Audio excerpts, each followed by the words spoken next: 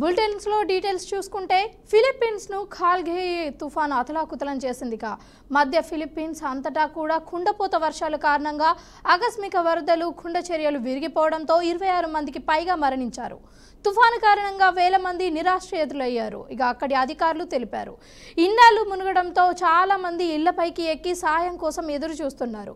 వరదలలో చిక్కుకున్న నివాసితులందరూ కూడా తరలించడానికి రెస్క్యూ బృందాలు నిరంతరం పనిచేస్తున్నట్లుగా అధికారులు వెల్లడించారు.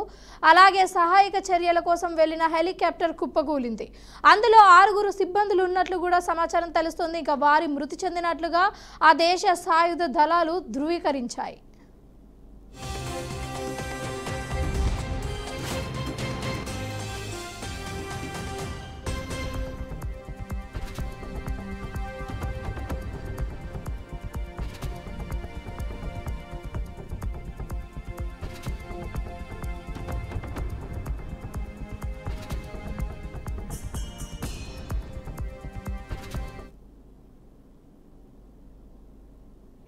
ఫిలిప్పీన్స్ ను ఖాల్గే తుఫాను అతలాకుతలం చేసింది.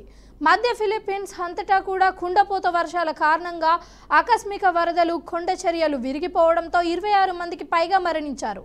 తుఫాను కారణంగా వేల మంది నిరాశ్రయులయ్యారు. అక్కడి అధికారులు తెలిపారు. ఇళ్లు మునగడంతో చాలా మంది ఇళ్లపైకి ఎక్కి సహాయం కోసం ఎదురు చూస్తున్నారు. వరదలలో చిక్కుకున్న నివాసితులంతా కూడా తరలించడానికి రెస్క్యూ బృందాలు నిరంతరం పనిచేస్తున్నట్లుగా అధికారులు వెల్లడించారు. అలాగే సహాయక చర్యల కోసం వెళ్లిన హెలికాప్టర్ కుప్పకూలింది. అందులో 6 సిబ్బందులు ఉన్నట్లుగా సమాచారం తెలుస్తోంది. ఇక వారు కూడా మృతి చెందినట్లుగా ఆ దేశ సాయుధ దళాలు ధృవీకరించాయి.